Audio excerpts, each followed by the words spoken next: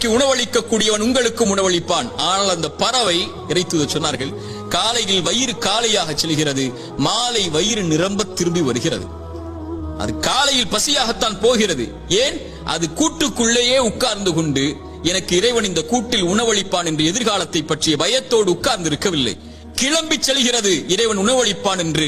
மாலையில் வயிறு நிரம்ப வருகிறது.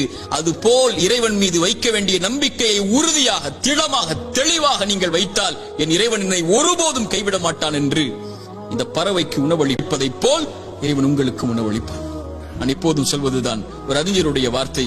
ஒரு இருள் சூழ்ந்த நேரத்தில் ஒரு இருண்ட பாறையில் ஒரு கருப்பு எறும்பு ஊர்ந்து சென்றால் அதை இறைவன் கண்காணிக்கிறான்.